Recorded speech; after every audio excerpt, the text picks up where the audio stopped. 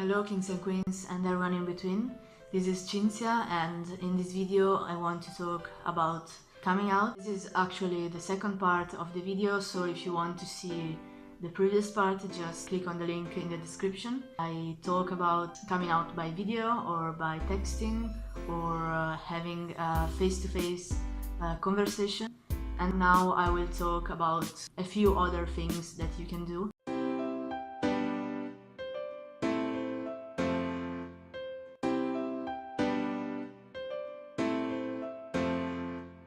So another thing that I want to talk about is coming out through social media. You can decide, for example, to make posts on Facebook or use Twitter, Tumblr, or any kind of social that you like. The negative thing of this is that you really don't know who you are coming out to, so some people may not see it, some people may see it and starting to spread the word, so you really lose control of the whole thing. So if you are okay to be totally open and to make it public, then it may be the best way. It's also easier to write a post rather than having a speech or talking face to face with someone. So yeah, I know a few people that did it because of Facebook. It kinda really depends on how you are as a person and on your own situation. Like if I post something on Facebook, all the people in my town will know it, because it's like my hometown where I was born, and it's a very small place, so pretty much everyone knows each other and people are really into gossip, talking about other people and stuff. So that's not really nice and that's not really what I want. I would do it just because it's sort of liberation, like I don't want to hide anymore, and if you are in this kind of situation you may consider to do it, but of course it's really personal, and if you feel that could have negative consequences, then just don't do it. You don't even have to come out with anyone. It's personal thing. So other reasons you may want to do it is activism.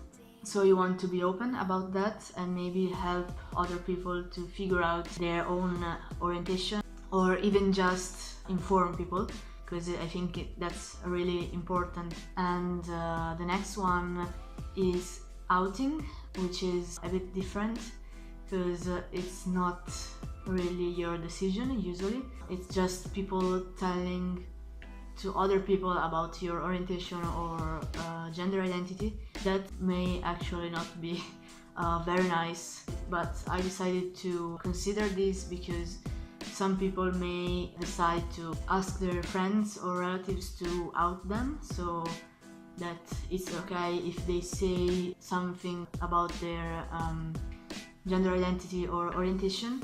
You may want to have that conversation anyway, so telling your friends or relatives that it's okay to tell other people or that it's not, so it's up to you.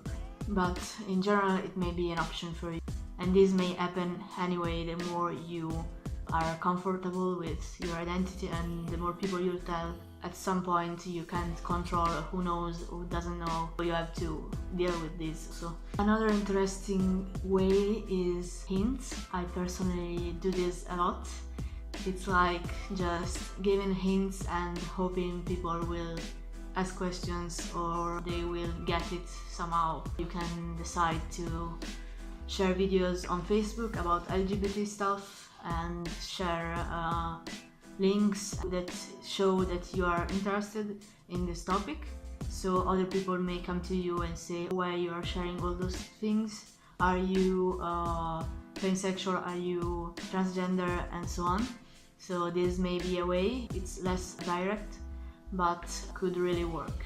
You can decide to put a flag in your room or about your gender identity or orientation. You can decide to wear something. For example, in the asexual community, some people like to wear a black ring. That's kind of a sign that you are ace, but of course most of those things will be understood by people that are also LGBT. For example, I have those. I just found all the colors, and this is the asexual flag. So I know if I meet another ace person, they may notice it, and it would be easier maybe to find other LGBT people or asexual people. Especially now that I'm in a new place, in a new city, in a new university.